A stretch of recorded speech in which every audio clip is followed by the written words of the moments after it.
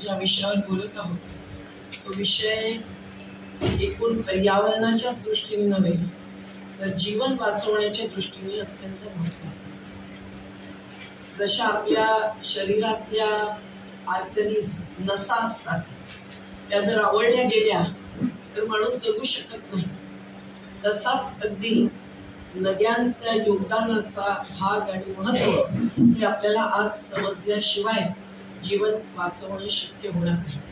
जल है तो कल है अशा प्रकारच्या घोषणा तर खूप होतातच, पण आज जी घोषणा अनेक संघटनांनी एकत्रित येऊन केलेली आहे, जी पुणे रिव्हर्स रिवायवल ग्रुपनी आज आपल्या पुढे मांडण्यासाठी आम्हालाही सामील करून घेतलेलंच आहे आणि या घोषणा निर्माणामध्ये मी सुद्धा सामील झालेली आहे.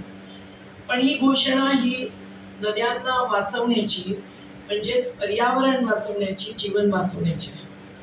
आपल्याला माहिती आहे की नद्या ह्या पहाड जंगल याच्यामधून अनेक ठिकाणी वाहत असतात आणि त्यामुळे जल जंगल जमीन आम्ही म्हणतो आदिवासींच्या संघर्षातून जे वाचवणं आज देशभरामध्ये चालू आहे ते केवळ आदिवासींपुरतं मर्यादित नाही, तर या सगळ्या इकोसिस्टीमचा नैसर्गिक इकाईचा एक भाग नदी असते हे समजून त्या नदीचा बेसिन, त्या नदीचं खोरं आणि त्या खोऱ्यातलं प्रत्येक नैसर्गिक संसाधन हे नदीशी जोडलेलं असतं हे समजून आपल्याला हे नदीची खोरी वाचवण्याचं कार्य पुढे नेणं आवश्यक आहे.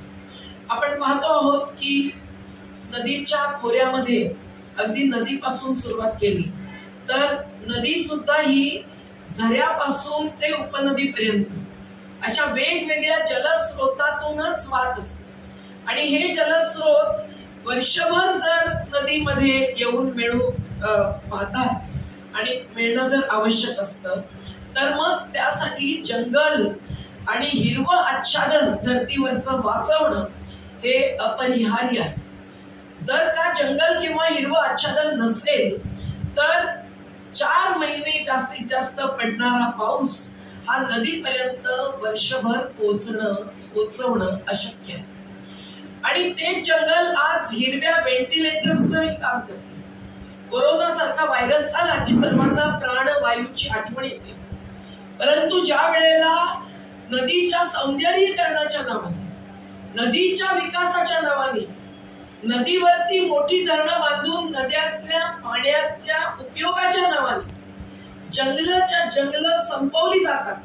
हजारो हेक्टर जंगल दरवर्षी संपतं या देशातलं. यावेळेला आपण प्राणवायूचा नाश करतोय म्हणजे प्राणच घेतो आहे मनुष्य जातीचा, ही गोष्ट तोपर्यंत लक्षात येत नाही. आणि म्हणून आज नदी वाचवण्याचा हा खटाटोप हा एक विकास विरोध नाही तर विनाश विरोध आहे. आणि या विनाशाबरोबरच नदी खोऱ्यातल्या जनतेचं जे विस्थापन होत आहे त्या विस्थापनालाही विरोध आहे. आणि नदीच्या पाण्याच्या उपयोगामध्ये जी विषमता आज प्रत्येक ठिकाणी आढळून येते त्या नियोजनापासून ते त्याच्या अंमलापर्यंत त्या विषमतेचाही विरोध आहे. त्यामुळे आज आपल्याला हे समजलं पाहिजे की उत्तराखंडाच्या उच्च न्यायालयाने जो निर्णय दिला होता की नदी ही एक जीवित इकाई आहे तो अत्यंत योग्य निर्णय होता.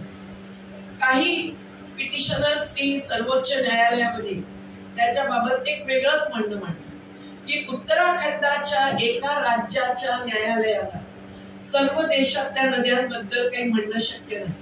अहो पण एखादा उच्च न्यायालय असा निर्णय देतात की जो संपूर्ण देशासाठी फार उपयुक्त ठरतो. आजही आमचं साफ म्हणणं आहे की जरी तो उच्च न्यायालयाचा निर्णय थोडा बाजूला पडला असला तरी सुद्धा आज आम्हाला फैसला नको आहे, आम्हाला न्याय हवा आहे. आणि तो न्याय आम्हाला म्हणजे नदीला सुद्धा देणं मिळवून हे आवश्यक आहे. कारण आज प्रॉफिट ओव्हर पीपल हे नॉम चॉम्स्कीने जे म्हटलं होतं म्हणजे मुनाफाखोरी पुढे आपण लोकांचं, मानवाचं, त्याच्या गरजांचं भान हरवतो. त्याचप्रमाणे प्रॉफिट ओव्हर नेचर म्हणजे निसर्गाच्याही वर मुनाफाखोरी, भांडवलशाही आणि त्या भांडवलातून अधिकाधिक कमाई, हाच दृष्टिकोन जर विकासाच्या नियोजनामध्ये आढळला तर मग नद्या काय, जल, जंगल, जमीन आणि माणूस, पर्यावरणाचा कुठलाही हिस्सा वाचणं शक्य नाही. आज आपण नद्यांवरती कुठल्या कुठल्या प्रकारचं आक्रमण होत आहे याची दखल घेत आपल्या केवळ प्रेसनोट मध्येच नाही तर या नदीच्या हक्काच्या घोषणापत्रामध्ये नोंद केलेली आहे. सर्वात पहिलं म्हणजे की एकूण या नदीच्या खोऱ्यामध्येच नव्हे तर नदीच्या रिव्हर बेडमध्ये, नदीच्या आतमध्ये सुद्धा जे आक्रमण होत आहे ते कॉन्क्रिटायझेशन, कॉन्क्रिटीकरणाने होत आहे. कुठे रस्ते बांधले जात आहेत तर कुठे रिव्हर फ्रंट या नावाने, आणि त्यालाही रिव्हर फ्रंट रिज्युमिनेशन नाव देतात. म्हणजे जणू काही त्याच्यामुळे नदीचं पुनरुज्जीवन करणार असा एक आव आणला जातो, दावा केला जातो, जो आज पूर्णतः खोटा ठरलेला आहे. आपल्याला साबरमती फ्रंट जो 15 वर्षापासून होत असलेला कार्य आहे त्याची जर आपण दखल घेतली तर आपल्याला कळेल की गुजरातच्या उच्च न्यायालयाने सुद्धा साबरमतीला वाचवण्यासाठी किती आदेश दिलेले आहेत. कारण त्या कॉन्क्रिटीकरणामुळे नदीची वाहण्याची, वहनाची, जलवहनाची क्षमताच प्रभावित होते आणि त्यामुळे त्याच्यामध्ये येणारं प्रदूषण हे अधिक सघन होते. आपण कमी पाण्यामध्ये जहर घातलं तर जास्त जहरी होईल, जास्त पाण्यामध्ये मिसळलं तर कमी जहरी होईल. परंतु आज प्रत्येक नदी ही प्रदूषित झालेली आहे, ज्याचं एक कारण अशा प्रकारे नदीची क्षमता कमी करणं हे आहे. परंतु अशा प्रकारचं कॉन्क्रिटीकरण वेगवेगळ्या प्रकारचे परिणाम घडवतं. एक की नदीच्या आजूबाजूच्या संपूर्ण क्षेत्रावरती सुद्धा आक्रमण होतं.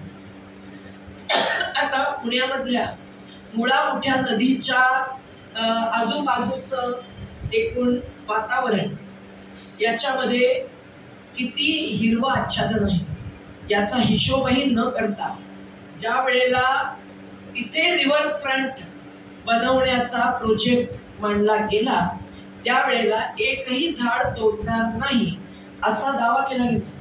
आता डिटेल प्रोजेक्ट रिपोर्ट कुठल्याही प्रोजेक्टचा असतो, DPR, त्याच्यामध्ये खरं काय आणि खोटं काय हे आपल्यालाच तपासावं लागतं, अशी आजची स्थिती आहे.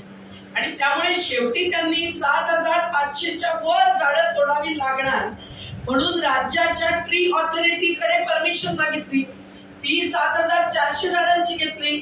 पण काही ना, 0 पासून एवढ्या अनेक हजारो झाडांच्या कत्तलीचं वर्णन आता त्यांनी मान्य केलेलं आहे एकाच रिव्हर फ्रंट प्रोजेक्ट मध्ये. परंतु आपल्याला हेही कळायला पाहिजे की ते केवळ मोठमोठी झाडं ज्याची कत्तलची दखल घेतली जाते ट्री ऑथॉरिटी कडून तेवढ्या पुरतं मर्यादित असतं. एकूणच पाण्याचं पर्कोलेशन, पाणी हे भूजलाच्या सर्वात मोठ्या सरोवरामध्ये आणि अत्यंत खोल अशा वॉटर ॲक्विफर्स ज्याला म्हणतो त्या जलसाठ्यामध्ये साठवत राहणं हे पुढच्या पिढीसाठी सुद्धा आवश्यक आहे. ते तर निरंतर विकास, न्यायपूर्ण विकास, सस्टेनेबल डेव्हलपमेंट, जस्ट डेव्हलपमेंट हे वर्णन तर विकासाच्या बाबत प्रत्येक विश्व बँकेच्या रिपोर्टमध्ये आपल्याला मिळेल.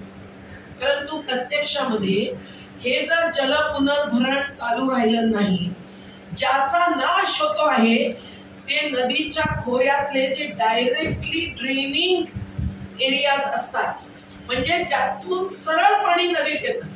बाकी कुठे कुठे उपनद्यांच्या उपनद्यातून उपनद्यांमध्ये येतं, जळण्यातून छोट्या छोट्या नद्या. आता राम नदी नावात तर राम आहे पण कामात राम आहे का याचा विचार केला पाहिजे. पण त्या 20 किलोमीटर नदीचा सुद्धा जलप्रवाह हा दुसऱ्या उपनदीमध्ये जातो, पवनीमध्ये जातो, मग ती नदी आणखी मोठ्या नदीला मिळते. असा जे एक नद्यांच्या खोऱ्यातलं एक जाळं असतं जलस्रोतांचं आणि जलप्रवाहाचं, त्याच्यावरती आक्रमण सर्वात जास्त होतं ते डायरेक्टली ड्रेनिंग कॅचमेंट वरती आक्रमण झाल्यामुळे. आणि म्हणून नद्यांच्या आतमध्ये आणि नद्यांच्या काठावरती जे काही कार्य होतं त्या कार्यामुळे हे डायरेक्टली ड्रेनिंग कॅचमेंट धोक्यात येतं आणि त्यामुळे नद्यांचा प्रवाह धोक्यात येतो, हे आपल्या लक्षात आणण्याची गरज आहे. आणि ज्या वेळेला असा प्रोजेक्ट प्लॅन करतात तेव्हा ज्यांच्या डोळ्यासमोर टुरिझम असतं, मग ते नर्मदा काठचं असो की भीमे काठचं असो, त्यांना याच्याबद्दलची खंत वाटत नाही.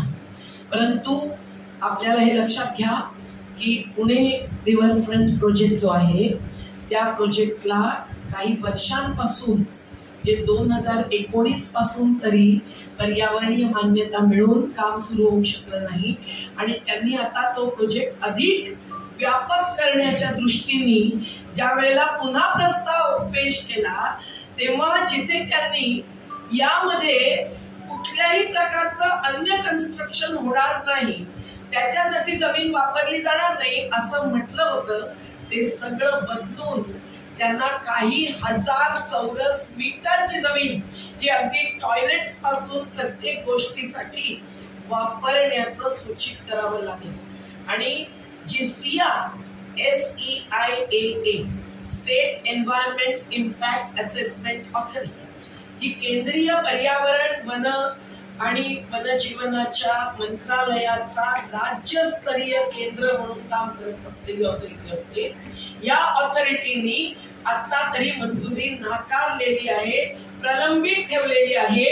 आणि त्यांनी अनेक प्रकारचे प्रश्न उठवून आज मागणी केलेली आहे की या प्रोजेक्टसाठी तुम्ही या सर्व प्रश्नांची उत्तरं द्या, तरच आम्ही विचार करू मंजुरी देण्याचा. आणि म्हणून आजच ही वेळ आहे की ज्या वेळेला आपण त्या पुण्याच्या भीमा खोऱ्यावरती परिणाम करणाऱ्या, जे खोरं पुणे विभागाच्या 5 जिल्ह्यांमध्ये पसरलेलं आहे, त्याच्यावरती परिणाम करणाऱ्या या प्रकल्पाबद्दल आपल्याद्वारा समाजापुढे सर्व मांडणी करणं आवश्यक. या प्रकारच्या रिव्हरफ्रंटच्या आणि अशा कॉन्क्रिटीकरणाच्या नदीच्या आतमधल्या रिव्हर बेड मधल्या कार्याने काय काय नुकसान होतं हे साबरमतीच्या संदर्भामध्ये गुजरातच्या उच्च न्यायालयामध्ये आमचे सहकारी जन आंदोलनांच्या राष्ट्रीय समन्वयाचे आणि पर्यावरण सुरक्षा समिती गुजरातचे हे जी मांडणी करतायत त्यांची दखल घेऊन सो मोठो केस पुढे आणून गुजरात न्यायालयाने जे निर्णय दिलेले आहेत ते लक्षात घेण्यासाठी भूजलावर परिणाम झालेला आहे. कारण पर्कोलेशन, पुनर्भरण हे थांबलं जाते. त्याच्यामध्ये जे प्रदूषण येत आहे त्याची दखल तर उच्च न्यायालयाने साबरमतीच्या बाबत घेतलेलीच आहे. माझ्याकडे आता नर्मदेचे टेस्ट रिपोर्ट्स आहेत. नर्मदा जयंती 16 तारखेला साजरी झाली.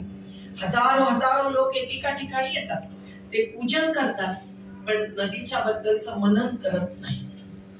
महाकालच्या नावाने उज्जैनमध्ये हजारो लोक येतात, पण सोबत वाहणाऱ्या क्षिप्रा नदीच्या प्रदूषणाबद्दल विचार करत नाही. अगदी तसंच भीमा खोऱ्यातल्या नद्यांचं झालेलं आहे.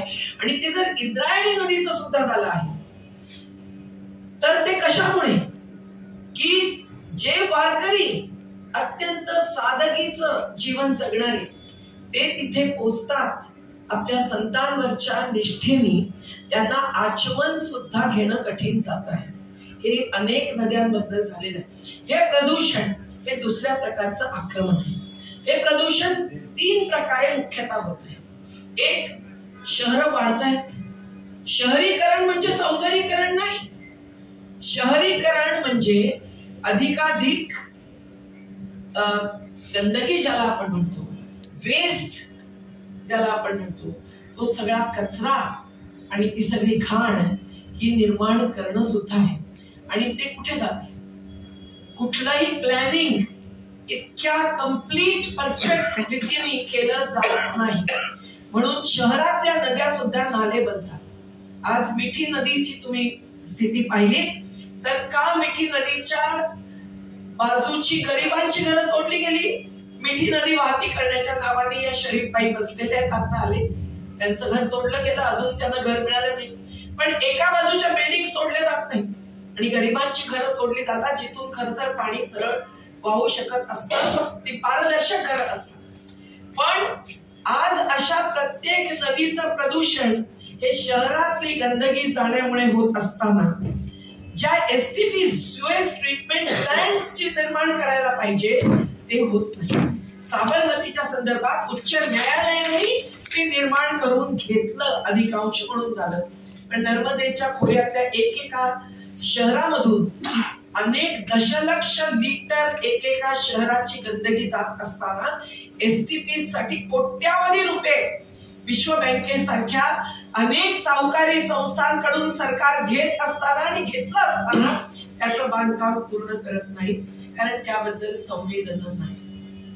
प्रदूषण हे औद्योगिक प्रदूषण सुद्धा असतं प्रत्येक इकाई. म्हणून MIDC ला सुद्धा यांनी एक प्रकारे लक्ष बनवलेलं आहे. ते बरोबरच आहे, कारण औद्योगिकरण म्हणजे विकास अशी जर आपली व्याख्या असेल तर औद्योगिकरणातून येणारे एफ्लुएंट्स, त्याला आपण अवशिष्ट पदार्थ म्हणतो, त्याची विल्हेवाट लावणं ही उद्योगपतींची जबाबदारी असली पाहिजे आणि त्यांना ते करायला लावणं, ज्याला झिरो डिस्चार्ज म्हणतात, ही पोल्युशन कंट्रोल बोर्डची कर्तव्य आणि अधिकाराची बाब आहे. पण पोल्युशन कंट्रोल बोर्ड हे पॉलिटिकल कंट्रोल बोर्ड बनलंय की काय, हा प्रश्न तुम्ही उठवणं आवश्यक आहे. कारण आम्ही एकेका नदीबद्दल पाहतो, मग ती नर्मदा असो, क्षिप्रा असो की मुळा मोठा असो, की कुठल्याही प्रकारे पोल्युशन कंट्रोल बोर्ड खरोखर नियंत्रण प्रदूषणावरती करत नाही. आणि त्याबद्दल राजकीय नेते जे ठेकेदारांशी जोडलेले असतात, जे उद्योगपतींशी जोडलेले असतात, त्या गठजोडीमुळे की काय, पण त्यांच्यावरती ते नियंत्रण ठेवत नाही. किंवा दुसऱ्या प्रकारचं हे प्रदूषण आणि तिसऱ्या प्रकारचं प्रदूषण हे शेतीमधून सुद्धा होत असतं. आज संबंध शेती अजैविक झालेली. प्रधानमंत्री नरेंद्र दामोदर दास मोदी अनेकदा जैविक शेतीबद्दल बोलतात, पण लाल किल्ल्यावरून बोलणं वेगळी गोष्ट आहे आणि गल्ली गल्लीमध्ये जैविकता पसरवणं ही वेगळी गोष्ट आहे. आज हे सगळे जे कार्यकर्ते नदी वाचवण्याची पराकाष्ठा करत आहेत, आम्ही सर्व आमच्या आमच्या क्षेत्रामध्ये जैविकता आणण्याच्यासाठीच लढत आहोत, हेही लक्षात घेणं आवश्यक आहे. आणि म्हणून संघर्ष नाही, केवळ निर्माण आणि पर्याय याच्यासह आम्ही प्रत्येक गोष्टीची मांडणी करतो. या अशा पोल्युशनच्या मुळे जो आरोग्यावर परिणाम होतो आहे तो लक्षात घेतला तरच आपण नद्या आणि जीवन यांचा संबंध समजू शकतो. कारण शेवटी नदीचं पाणी हे पिण्यालायकही नाही आहे, नॉन पोर्टेबल आहे. असं जर टेस्ट रिपोर्ट येत असेल तर मग केवळ नद्यांची परिक्रमा करून त्याच्या काठच्या तीर्थांना भेट देऊन नदी स्वच्छ होईल का? ती खरोखर सर्वांची माता बनेल का? कारण पिण्याचं पाणी हे केवळ नदी काठच्या किंवा नदी खोऱ्यातल्या लोकांपुरतं मर्यादित नाही हो. एका खोऱ्यातलं पाणी दुसऱ्या नदीच्या खोऱ्यातही जात असतात. छोट्या मोठ्या नद्यांच्या बाबत पाहिलं तर तेव्हा सर्वत्र हा मुद्दा पोहोचला पाहिजे की ज्या नदीतलं पाणी आपण पितोय ते पाणी खरोखर पिण्यालायक आहे की नाही याचाही तपास घेणं आवश्यक आहे. पण आज तेही सामान्य माणसांना सुद्धा करता येणं शक्य असताना होत नाहीये. म्हणून आपण आमचं माध्यम बना आणि हा विचार पोचवा असा आमचा आग्रह आहे. नद्यांना बांधणं म्हणजे खरोखर एखाद्या तरुण मुलीला कर्कच्च बांधून ठेवण्यासारखं आहे. आणि हे बांधकाम रस्त्यांमधून, रिव्हर फ्रंट्स मधूनच केवळ होत नाही, तर अगदी तटबंधांपासून ते पुलांपर्यंत वेगवेगळ्या प्रकारे होत असतं. आपल्या रायगड जिल्ह्यातल्या महाडच्या सावित्री नदीचं आपण लक्षात घ्या. जी 2 किलोमीटर रुंद नदी वाहत होती ती कोकण रेल्वेचा पूर झाला, गोवा एक्सप्रेस हायवे झाला, तेव्हा ती शेवटी 700 मीटरच जागेतून वाहू शकायला. आणि मग ज्या वेळेला पाऊस मोठा येतो, जो आज कधी येऊ शकतो कारण संपूर्ण जलवायू परिवर्तन, क्लायमेट चेंज झालेलं आहे, तेव्हा मग महाड बुडतं. 20,000 घरं, दुकानं, शेकडो गाड्या ध्वस्त होतात आणि लँडस्लाइड्स होतात. त्यावेळेला एखादं आदिवासी गाव त्याच्या खाली गाडलं जातं. इतकी अमानवीयतेच्या परिणामांची जर दखल सरकार घेत नसेल तर काय म्हणा. कारण ज्या वेळेला NHAI, national highway area authority सारखी जी ऑथॉरिटी आपल्या अधिकारांमध्ये जे काही करायचं इन्फ्रास्ट्रक्चरच्या नावाने सुप्रास्ट्रक्चर बांधण्याचं काम ते करते, त्यावेळेला ते जलसंसाधन मंत्रालयाला सुद्धा सामील करतात का? पर्यावरण मंत्रालयाला सामील करतात का? नाही. त्यामुळे एखाद्या नदीच्या खोऱ्यामध्ये जे नैसर्गिक प्रवाह सगळीकडून येत असतात त्यांना आडवं जाणारं जर बांधकाम झालं एकेका ठिकाणी तर ते जलप्रवाह रोखण्याचं काम हे त्या बाजूला जलप्रवाहातून जल संचय म्हणजे वॉटर लॉगिंग हे तर करताच. इथेही अनेक शेतं बुडतात, अनेक गरिबांची घरं बुडतात, पण त्याचबरोबर जेव्हा नदीमध्ये जास्त पाणी येतं तेव्हा तिची क्षमता कमी झाल्यामुळे ते पाणी वरून पसरतं आणि बुडवतं शेकडो गावांना आणि शहरांना सुद्धा. तेव्हा आपल्याला हे सुद्धा लक्षात घ्यायला पाहिजे की समन्वय वेगवेगळ्या विभागांमध्ये न करता न ठेवता ज्या वेळेला विकासाच्या नावाने नदी खोऱ्यामध्ये नियोजन होतं त्यावेळेला नदीच्या जलग्रहण क्षेत्रावरतीच एक प्रकारचं अतिक्रमण होतं आणि त्यामुळे नद्यांवरती सुद्धा अत्यंत गंभीर असा परिणाम होत असतो. मोठी धरणं एक गोष्ट आहे. तटबंध इथून आपण सुरू करूया. मला माहित नसेल आताच मी कोसी नदीच्या पदयात्रेमध्ये सामील होऊन आले जी 30 जानेवारी पासून 12 फेब्रुवारी पर्यंत आमच्या शेकडो लोकांनी यात्रा केली. त्याचं मुख्य कारण आहे तटबंध.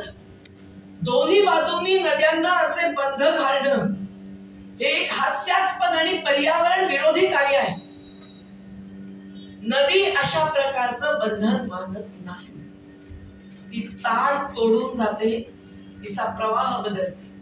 हिमालयातून येणाऱ्या सर्वात जास्त गाळ घेऊन येणाऱ्या कोसी सारख्या नद्याच्या तटबंधांमुळे आज आतमध्ये 10 ते 15 लाख लोक फसलेले आहेत. त्यांची स्थिती जर तुम्ही पाहिली तर तुम्ही रडल्याशिवाय राहणार नाही. आज अशा प्रकारचे तटबंध हे सुद्धा रिव्हर फ्रंट प्रोजेक्टचा एक भाग झालेले आहेत ज्याला आक्षेप घेणं हरकत घेणं हे अत्यावश्यक आहे. पण त्याचबरोबर मोठ्या धरणांपर्यंत आपण जर विचार केला तर अमेरिकेच्या पायावर पाऊल ठेवून आपण भारतामध्ये दामोदर नदी घाटी योजनेपासून मोठ्या मोठ्या धरणांना बांधायला सुरुवात केली. अमेरिकेत होती टेनेसी रिव्हर व्हॅली योजना. आज 1994 पासून युएसएने युनायटेड स्टेट्स ऑफ अमेरिकेने मोठी धरणं बांधणं थांबवलं आणि वर्ल्ड कमिशन ऑन डॅम्स म्हणून मी जेव्हा त्यांच्या मुख्य माणसांबरोबर 1-to-1 मीटिंग केली तेव्हा त्या डॅनियल बियर्डनी सांगितलं आम्ही केवळ एक मासा साल्मन नावाचा वाचवण्यासाठी करत नाही आहोत ज्याचा खूप प्रचार होतोय. आम्ही पूर्ण आर्थिक लाभ हानीचा हिशोब करून निर्णय घेतलेला आहे आणि आजची परिस्थितीपर्यंत आजपर्यंत अमेरिकेने 1951 धरणं तोडलेली आहेत आणि नद्या अविरल वाहत्या ठेवणं हे त्यांनी आज सुरू केलेलं आहे. युरोप खंडातल्या सर्व देशांनी मिळून 4000हून अधिक धरणं तोडलेली आहेत आणि आज जोशीमठ धसतो आहे. आज उत्तराखंडातली मी जोशीमठकडे जाताना एक एक नदी पाहत गेले. अलकनंदा, मंदाकिनी, भागीरथी, केदारनाथ हादसा झाला त्याच्यानंतर आम्ही तिथे 15 दिवस काम करत होतो यमुनोत्रीमध्ये जोशीमठ मध्ये राहून. त्यावेळेला जे चित्र दिसलं होतं आज त्याही पेक्षा भयंकर चित्र. एकेका नदीमध्ये मलबा पडतो आहे 4-10 रस्त्याचा, रेल्वेचा, नदी मधून आतमधून रस्ते बांधण्याचा, ज्याला विरोध केला सुप्रीम कोर्टाने नेमलेल्या कमिटीतल्या रवी चोपडा सारख्या पर्यावरणविदांनी. पण ज्यांना नदीच्या नावाने धार्मिक आर्थिक कुठल्याही प्रकारचे मुद्दे उठवायचे असतील जे शेवटी राजनीतिक लाभाकडे जातात त्यांना याची दखल घेण्याची गरज वाटत नाही. पण जे भुक्तभोगी आज भोगतायत त्यांची दखल आपण समाजाने तुमच्यासह सर्वांनी घेणं अत्यावश्यक आहे. आणि हे का होतं? अशा प्रकारच्या प्रोजेक्टचा खरोखर एन्व्हायरमेंट इम्पॅक्ट असेसमेंट हा जो अभ्यास व्हायला पाहिजे तो निष्पक्ष होत नाही. तो क्युम्युलेटिव्ह इम्पॅक्ट म्हणजे सर्वांगीण परिणाम वेगवेगळे आपण जर 4 प्रोजेक्ट्स करत असाल एकाच नदी खोऱ्यामध्ये किती नद्या आहेत भीमा खोऱ्यामध्ये 20 त्या सगळ्या नद्यांवरती तुम्ही वेगवेगळी कार्य करत असाल तर मी ती ताई म्हणाल्या त्याप्रमाणे नदी खोरं हे एक एकक आहे असं मानून त्याचा अभ्यास करायला पाहिजे. हे अगदी सत्यच नव्हे तर शास्त्रीय तत्व आहे आणि तरी सुद्धा त्याचं पालन होत नाही. आणि म्हणून आज नद्यांना अविरल वाहत ठेवणं आणि नद्यांना निर्मळ ठेवणं हे अत्यावश्यक आहे. त्याचबरोबर आज आपल्याकडे पर्यावरणीय कायदे अनेक आहेत. एअर ऍक्ट आहे, वॉटर ऍक्ट आहे. हे 1970 आणि 80च्या दशकातले कायदे आहेत. फॉरेस्ट कॉन्झर्वेशन ऍक्ट आहे, वन सुरक्षा कायदे. पण आज कायदे सुद्धा संसदेमध्ये 3 मिनिटात एक कायदा बदलतो. संसदेमध्ये चर्चेला अवकाश नसतो. अशा वेळेला समाजानेच दखल घेतली पाहिजे की जे कायदे संघर्षातून जन आक्रोशातून आलेले आहेत ते कायदे पर्यावरण सुरक्षेच्या दिशेने बदलायला पाहिजे. कारण आता मी कॉन्स्टिट्यूशन काढून तुम्हाला दाखवते की 19 आर्टिकल अनुच्छेद 48A अनुच्छेद 49 याची जर तुम्ही दखल घेतली तर त्याच्यामध्ये पर्यावरण वाचवणं आणि पर्यावरण अधिक समृद्ध करणं हा आदेश आहे प्रत्येक शासनकर्त्याला, ज्याचा संबंध आहे जगण्याच्या अधिकाराच्या अनुच्छेदाशी जे आर्टिकल 21 आहे. आणि जगणं म्हणजे केवळ जिवंत राहणं नाही हो, जगणं विथ डिग्निटी, स्वाभिमानाने आणि इज्जत सह जगणं हा अधिकार बाबासाहेबांनी संविधान सभेने संविधानातून दिलेला असताना तो अधिकार सुद्धा पर्यावरणावरच्या आक्रमणामुळे डावलला जातो आहे, उचलला जातो आहे, हे लक्षात घेणं आवश्यक आहे. म्हणून ही सगळी कृत्य अनेक बेकायदेशीरपणे होत आहेत, संविधान विरोधी होत आहेत आणि विकास विरोधी सुद्धा होत आहे. आणि म्हणून आज आम्ही हेच म्हणू की आज ज्या वेळेला एकेका नद्यांचा आपण अभ्यास करतो तेव्हा आपण पाहतो की अनेक प्रोजेक्ट्सना कंडिशनल क्लिअरन्स मिळतो, म्हणजे सशर्त मंजुरी. हा अत्यंत अवैध असा प्रकार आहे, बेकायदेशीर आणि अशास्त्रीय अवैज्ञानिक आहे.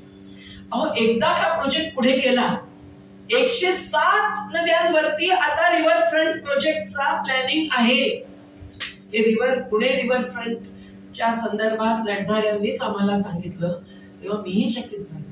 आणि एकेकाचा बजेट हे किमान 4000 कोटींचं अंदाजे आहे.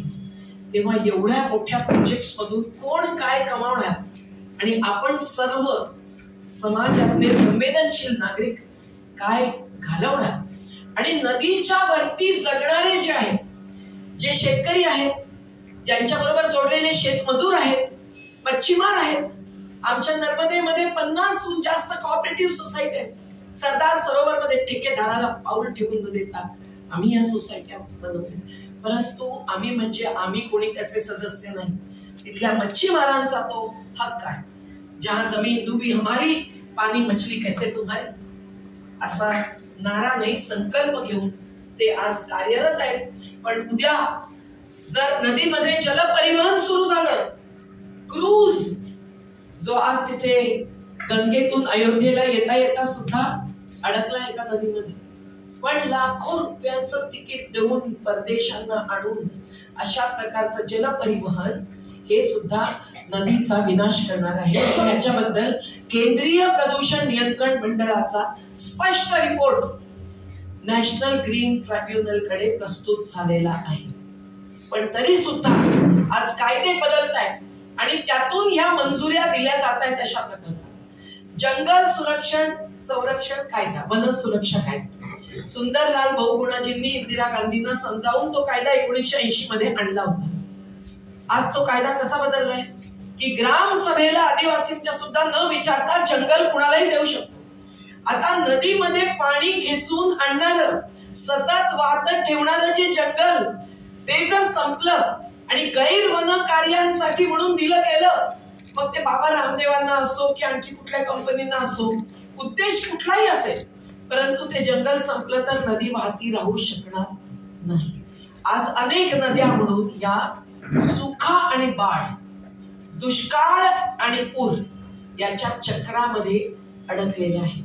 आम्ही जन आंदोलनाच्या राष्ट्रीय समन्वयातर्फे रायगड, कोकण, रत्नागिरी, चिपळूण आणि कोल्हापूर सांगली या भागातल्या पुराचा जो अभ्यास केला आणि मंत्र्यांना दिला त्याच्यामधूनही हे स्पष्ट झालेलं आहे. त्यामुळे हे सगळे कायदे जे बदलत आहेत ते आज विरोधी दिशेने बदलायत आहेत. आम्हाला नदी वाचवण्याच्या दिशेने बदलायचं आहे. आणि म्हणून आमच्या जन आंदोलनांच्या राष्ट्रीय समन्वयातर्फे ब्रह्मपुत्रा ते कावेरी अशा अनेक नद्यांवरती काम करणाऱ्यांना एकत्र आणून आम्ही जो एक विधेयक म्हणजे बिल बनवलेलं आहे तेही ही जी आजचं जे नद्यांच्या हक्कांचं घोषणापत्र आहे त्यातीलही मुद्दे सामावून घेऊन आम्हाला पुढे न्यायचं आहे आणि लोकसभा राज्यसभेमध्ये प्रस्तुत करायचं आहे. आणि म्हणून हा जो आमचा समन्वय आहे राष्ट्रीय समन्वय हा आज अत्यंत महत्वाचा आहे. आम्हाला हेच म्हणायचं आहे की आपल्या मार्फत ही गोष्ट जर सरकार स्वतःहून संवादशीलता आणि संवेदनशीलता दाखवत नसेल तर निदान समाजापर्यंत पोहोचावी. ज्यामुळे आजपर्यंत या पुणे रिव्हर रिवायवल संघटनेने कमिशनर पुणे विभाग डिव्हिजनल कमिशनर जे एका ऑथॉरिटीचे चेअरमनही आहेत त्यांच्याकडे पत्र लिहिलं जुलैमध्ये. प्रिन्सिपल सेक्रेटरी जलसंसाधन मंत्रालय त्यांनाही 1 महिन्यांपूर्वी पत्र लिहिलं 2023 मध्ये, पण आजपर्यंत त्याचं उत्तर आलेलं नाही. त्यामुळे संवाद आजही सरकारने करावा असा आमचा आग्रह आहे. आम्ही ज्या वेळेला अलामट्टीच्या संदर्भामध्ये जे महाराष्ट्र आणि कर्नाटक मधल्या विवादाचा मुद्दा आहे त्या धरणाबद्दल सिद्धरामय्या यांना लिहिलं कर्नाटक 2 तासामध्ये त्यांचं उत्तर आलं की मी सगळ्याची दखल घेतलेली आहे, मी सगळं पालन करणार.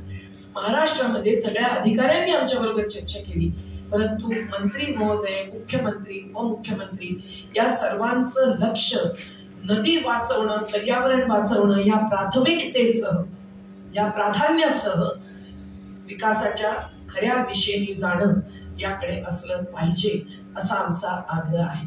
आणि म्हणून आम्हाला एवढंच वाटतं की संवाद तर झालाच पाहिजे, पण तो संवाद होऊन खरं खोटं करेपर्यंत पुणे रिव्हर फ्रंट सारखा प्रोजेक्ट पुढे ढकलता कामा नये. आणि त्याचबरोबर त्याबद्दलची जी उत्तरं त्यांनी सरकारने मागितलेली आहेत पण सरकारच्याच एका ऑथॉरिटीने सिया, तर ती उत्तरं घेताना पर्यावरणवादी अनेक वैज्ञानिक नद्यांवरती सतत कार्यरत असलेले अशा सगळ्या संघटनांची नागरिक समूहांची त्यांनी दखल घेतली पाहिजे, संवादामध्ये सामील केलं पाहिजे. गुजरातच्या उच्च न्यायालयाने पर्यावरण सुरक्षा समितीच्या प्रमुख कार्यकर्त्यांना जॉईंट टास्क फोर्स बनवून त्याच्यामध्ये सामील केलं. म्हणून आज अनेक ETPs एफ्लुएंट ट्रीटमेंट प्लॅन्ट्स जे प्रत्येक उद्योगाशी जोडलेले असले पाहिजे, सुएज ट्रीटमेंट प्लॅन्ट्स ते शहरातली घाण नदीमध्ये जाऊ नये म्हणून उभे केले पाहिजे.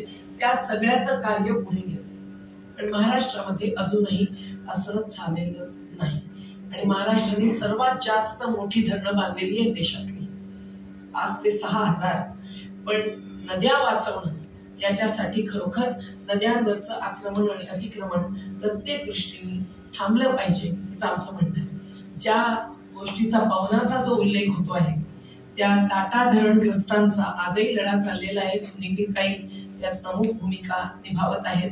आणि म्हणून पवने सारख्या प्रत्येक नदीवरती जगणाऱ्यांचं विस्थापन होऊन पुनर्वसन झालेलं नसताना त्या नद्याही प्रदूषित करणं, हे पुणे शहर सुद्धा ज्या नद्यांचं पाणी पितात आणि पुणे शहरापर्यंत पोहोचतात त्यांनाही त्यांचं जीवनही धोक्यात आणणार. मी एवढंच सांगून आपल्या प्रश्नांना आम्ही सगळे मिळून उत्तर देऊ हे आश्वासन देऊन थांबते. जास्त वेळ घेतला असेल तर